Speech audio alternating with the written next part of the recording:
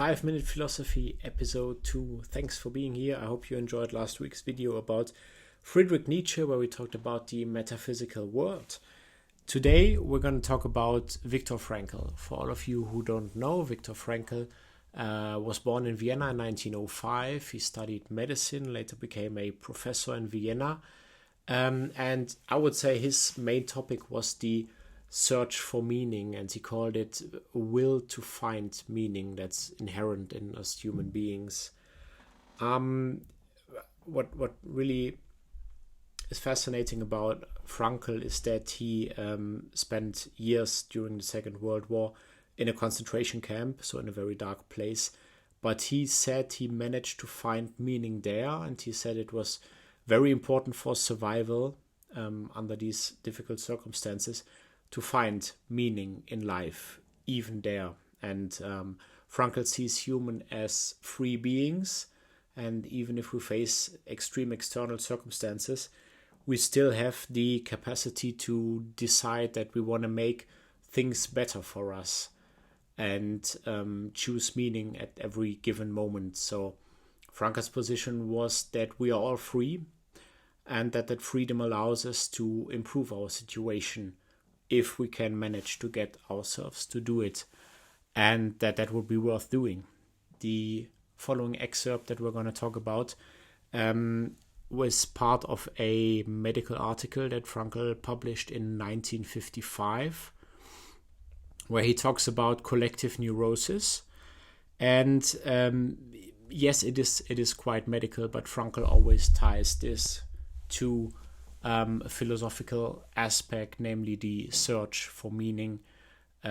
So it will be philosophical, even though there is always a medical aspect in it.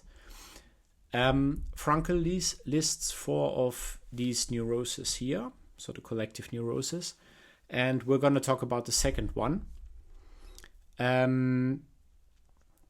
And yeah, we're going to start with the excerpt as usual, or as in the last video, but which is supposed to be the core of this channel. We're going to read the excerpt. Again, I have this in German, which I believe is the original, so I translated it here. And then we're going to talk about it. There is quite a bit of rather difficult vocabulary in this. We're going to explain it as much as necessary for us to draw our conclusions from the text and to think about what is meant here, which is rather obvious, I would say. So we're going to start with the excerpt now. Number 2, the second symptom within the pathology of the zeitgeist would be a fatalistic outlook on life. While the person with a provisional attitude, and the provisional attitude was the first collective neurosis he talked about, tells himself that it is not necessary to act and take his fate into his own hands, the person with a fatalistic attitude tells himself this is not even possible. Once again, it was war, and the military in particular, where people learned, or rather were forced to learn, to go with the flow, to let themselves be pushed along, as such people tend to put it.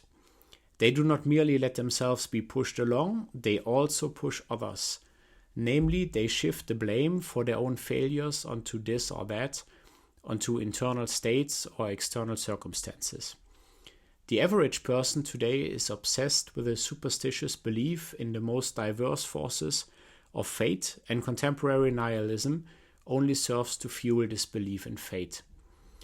Through the 3 major forms of homunculism,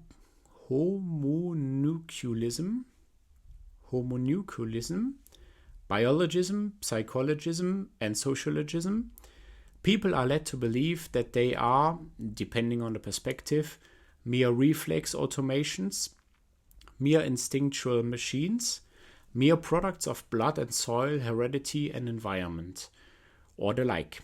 In any case, unfree and irresponsible.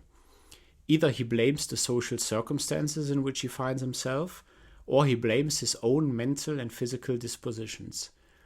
As far as the mental aspect is concerned in particular, we must not ignore the fact that psychoanalysis often plays into the hands of this fatalistic tendency in modern people.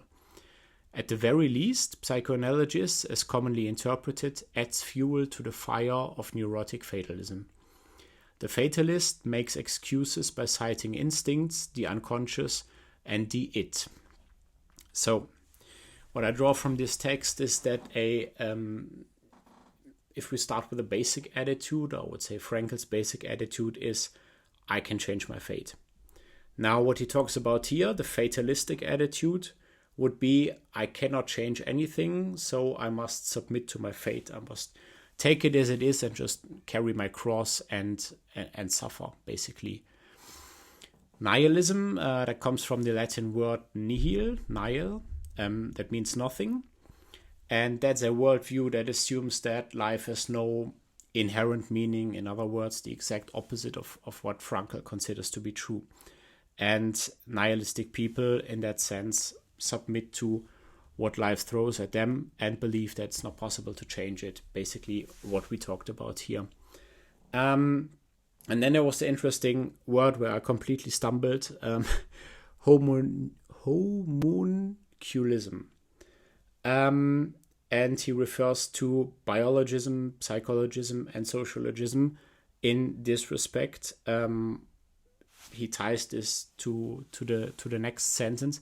So biologism, obviously biology, the science of living beings, convincing people that they don't do what they do because they see meaning in it, but merely because they are reflexive automatons, as they put it here, and they can only react to certain things in this biological way. So it's given, it's nothing that they can influence.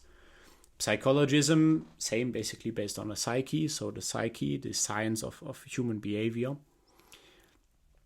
Convincing people that they do what they do, not because they see meaning in it, but because they are driven by instincts and they can only submit to those instincts and are basically bound to react in a certain way. Sociologism, sociology, the science of social behavior, convincing people that they do what they do not because they see any meaning in it, but because they are a product of soil, heredity, environment, and that they are sociologically meant to react in a certain way. So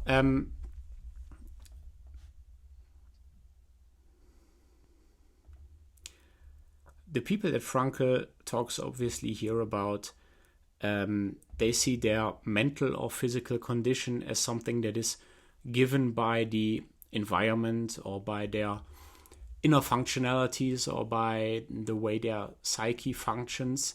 And he basically says, well, he calls this a neurosis, so he sees this as a defect, I would say, in layman's terms.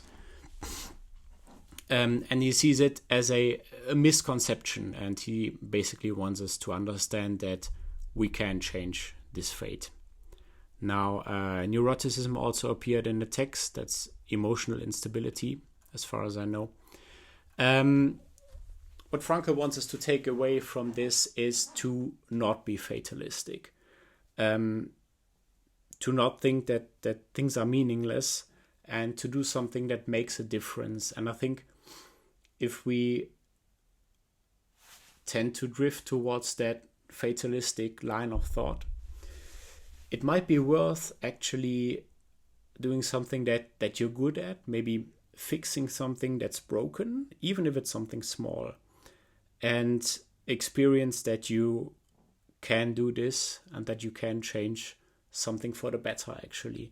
And that it lasts, because if you fix it properly, it's probably going to work tomorrow, the day after tomorrow, and then you can see that you fixed something. You find that you changed something. And if you can change something small, if you develop your ability, then you can change something big and something meaningful. And that, in course, changes things for the better. Maybe also for other people. And when I read this, I thought about The Lord of the Rings, which is one of my favorite stories. And if you look at Sam and Frodo, Sam is a gardener, and I don't think that's coincidence, because I don't think that Tolkien really did things coincidentally. Sam takes care of plants, and they grow and thrive under his care. And then, when Gandalf tells him to go with Frodo, he takes care of Frodo, and Frodo grows and thrives, and they have a lot of challenges, and Sam helps Frodo manage those challenges and get through it. And a plant might not seem that important, but Sam developed the skill to care for something. And then when you develop the skill, you can care for something else, something that is maybe more important. Not discounting plants here, but what he did for Frodo was likely more important for the faith of Middle-earth than what he did as a gardener in Hobbingen. And in the end, he became indispensable for Frodo, right? I mean, through all those challenges, if we only look at the second and third part of Lord of the Rings, Faramir would likely have taken Frodo to Denethor, and things would have gone downwards from there. If it wasn't for Sam's intervention, Sam helped Frodo not get eaten by Shelob, right? The big spider.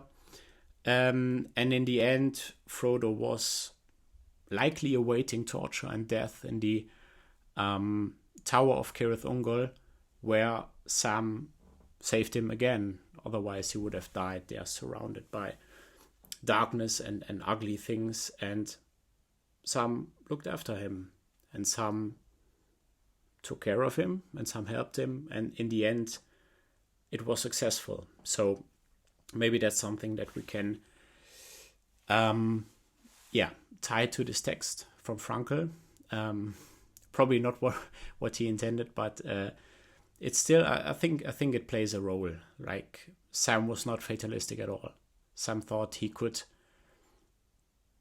do something. He probably thought it would be more limited than it actually was.